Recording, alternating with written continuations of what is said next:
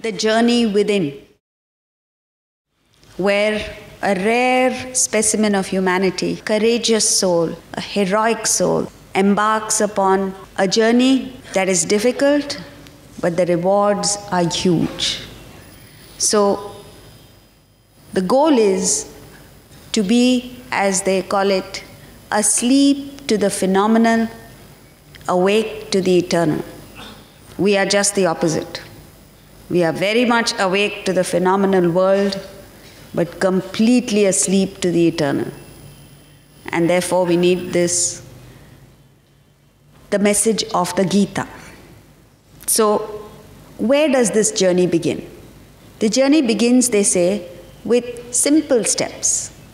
This simplest of them are the two practices of Shama and Dhamma. Shama, sense control; Dhamma, mind control. Why are we talking about this? Forget spirituality. Even in the material field, if you want to be an achiever, if you want to really achieve success, you have to be able to control the senses so that they don't interfere with the pursuit of your goal. The idea is not to deny yourself enjoyments of the world. The idea is not to get frustrated and bottled up in such a way that the senses and the mind actually interfere with your goal. The idea is to give the senses and the mind just enough fulfillment so that they don't interfere with the pursuit of your goal. And therefore, throughout, the Vedantic masters have been talking about Madhya Pantha, as Buddha himself called it, the middle path. Not too much denial, not overindulgence, just enough so that the senses are kept quiet. In fact, Shama and Dhamma, Shama literally means quiet, to quell, to tame the senses, to extinguish the fire that is within, that is going out into the world, so that you are pacified. Your thirst, your hunger for the world is pacified. And your mind is now ready to pursue the higher. So also with the mind. The mind plays tricks on you. Every experience, every moment of our lives, you're getting attached. You're getting in the grip of all kinds of emotions that take you away, that dissipate your energies. You see what's happening around in the world. The most talented people, the greatest musicians, the greatest of sports persons suddenly get into some kind of indulgence. And out goes their talent. And in the spiritual field, it is all the more important because you need all your energies. It's an arduous task. It's a demanding thing. And so you need all your energies. How do you control the senses and the mind? It's difficult. In Viveka Chudamani, Shankaracharya gives examples of 5 creatures, each of whom has a weakness for just one sense organ, one sense object. And they get destroyed, killed. A moth goes around a flame till it gets consumed by the flame. A deer is attracted by sound and gets killed. A fish keeps on swallowing. Have you seen a fish? It keeps swallowing water and then it bites the bait and gets killed. The elephant runs helter-skelter during the mating season and gets caught. And then Shankaracharya says, what must be the condition of the human being, you and me? We have a weakness for all 5 senses. Now what saves us is the intellect. So bring that intellect into play. Strengthen that intellect. Use it. The only way of strengthening the intellect is by using your existing intellect to control whatever little you can. But if you allow your senses and mind to run riot, there is no hope. So once you do this, your energies are available to you and then you need to provide food for your inner personality. We Indians are masters at providing food just for the stomach. Every community you go to, everywhere you go, they excel in the best of food. Foreigners who come here, they are absolutely amazed because they have only burgers and fries and pizzas and limited. And that too, that entire continent of North America, wherever you go, you get the same thing. Boring stuff. Here, every 20 kilometers you go, the taste changes, the food changes, everything changes. And they are mesmerized by this. But this doesn't mean that you should remain there. More than food for the stomach, we need food for our heart and soul. And that is sadly lacking. We are starving our inner personalities. What is the food that we require? Let's take a look at this. At the level of the body, action level, we have a choice. We can function with an attitude of giving, serving, contributing, or we can act with an attitude of taking, aggrandizing, demanding. At the level of the mind, we can entertain love, which is unconditioned love, a love that is free from expectations and demands, or we can function with hatred, a sense of separateness. At the intellectual level, the intellect can be absorbed in the thought of the permanent, or you can get lost in the impermanent. And this slight shift in attitude, just a shift in thinking, brings about a magical, dramatic, miraculous effect on the state of our being, on our personality. And you must give yourself this chance. All our lives we've been living a certain way. We've been functioning with the attitude of taking. At the emotional level, we're constantly entertaining a sense of separateness. And the intellect is full of just the impermanent things of life, terrestrial. So give yourself a chance. In modern life, our focus is on just marks, grades, IQ, getting more and more degrees, perhaps getting admission to the best colleges, IIT, IIM, Ivy League, so on and so forth. And then comes having the right connections, the contacts, networking. Never do we look into, do we have this diet of inspiration? Never do we look into what is it that is motivating us? What is our attitude towards life? Because it is only this that makes a difference. You can have all the best degrees in the world, you can be the most brilliant person in the world, but you don't have the right attitude and the right motivation in life, you're going to fail miserably. So, if you provide nutrition for your inner personality, if you give yourself a daily dose of inspiration, all you have to do is just sit back and enjoy life. Everything will come to you automatically. So the effort must be in the inspiration. The effort must be in the constant thought of giving, of love, of the transcendental. And everything else in the world follows.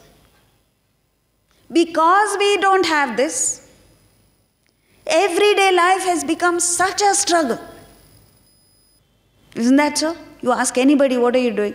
Oh, I'm struggling to make both ends meet. I'm struggling to make profits. I'm struggling to beat the environment, the recession.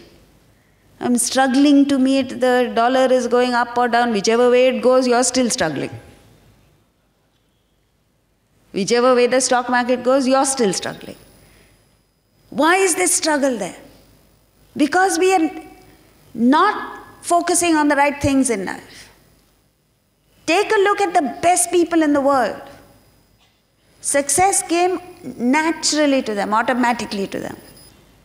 As it's an outstanding statement. We've said that before, but I can't help but use that because it's a really outstanding statement. There's this psychiatrist who's a survivor of the worst concentration camp during the Second World War. And he survived. He survived not because he was stronger than the others, not because he managed to negotiate his way through, but because he had the right attitude in life. And from his experiences in the concentration camp, he says, success, he's a doctor, mind you, a psychiatrist. So he uses medical terminology. He says, success is the unintended side effect of one's personal dedication to a cause greater than oneself. Unintended side effect. You don't intend to be successful or prosperous. All you want to do is serve a larger cause. But the unintended side effect, in medical parlance, the side effect of a drug is always negative. When you take an antibiotic, the side effect is maybe you get acidity. Right? Here he's saying the side effect of working for a higher cause is tremendous prosperity. So that's all that we have to learn. And because, as we saw yesterday, life is misleading. When you work, why do we still work with an attitude of taking in spite of knowing this? This is not rocket science, we all know it. We all know it, we repeat it, but we don't live it. Why don't we live it? Because of the momentary pleasure that you get when you take. And because there is a pain in giving. But that pain is again only momentary. So you get completely misled. Similarly, to be hateful, or jealous, or negative, to gossip about someone is so entertaining. That's why you'd watch all that, right? That's why you expose yourself to all of that. To rise above your negative feelings and develop a sense of oneness with people is so painful in the beginning, but the rewards are huge. To sit there and study the Bhagavad Gita, which is about the transcendental, is painful. But that's the way it is. Why it is so, I don't know. Painful only in the beginning. But it unfolds a life of immense happiness and power and prosperity. Because of that, we give it up. And that's why we need constant reinforcement of these ideas. Why is it that we are not developing this attitude of giving? Because we are constantly in a state of deprivation. Always, your desires far outstrip your means. So your mind is focused only on what you don't have. When you yourself feel deprived, how on earth are you going to function with an attitude of giving? So the first step to giving is to understand that you are supremely blessed in life. You have immense privileges that have been gifted to you. You're looking at me with disbelief. You're saying, what, me? You know why? Because we have been programmed to give value only to the things that we pay for. You don't realize the most precious things in life have been given to us for free and in abundance. And that's a double whammy. You know why double whammy? Anything that is given to you for free, you don't value. And anything that is given to you in abundance, you have no value for. It is only when you're denied it that you understand the value. So whoever created the world made a stupendous error. He should have given us eyes, ears, nose, liver, pancreas, lungs, 6 days a week. 7th day, deprived. Then you would realize the value. But because it's given in abundance and it's there with you all the time, you don't realize. So the first step to changing your attitude is tomorrow morning, sit down, give yourself 5 or 10 minutes to actually sit down and write all the things that you have received in life, all the things that you have been blessed with.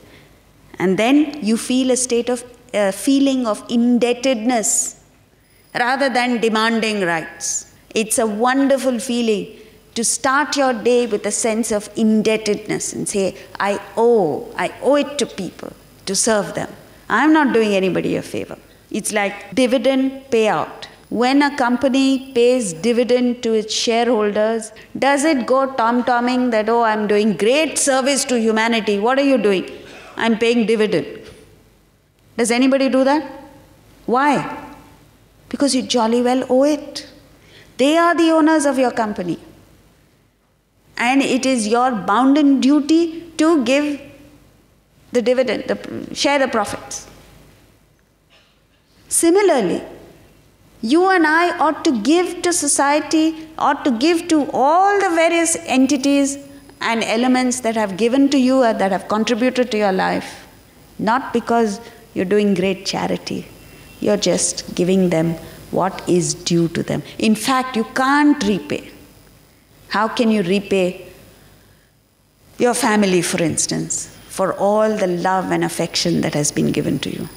How can you repay society for the fact that somebody has worked for law and order? Someone has ensured that you and I could go to school safely.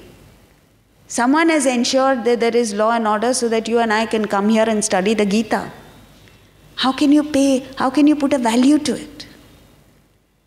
So when you serve, you're only serving with the attitude, this is only a token of my immense gratitude. I can never repay you.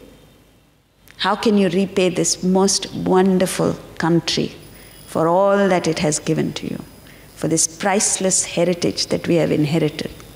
Can you repay? Can you put a value to that?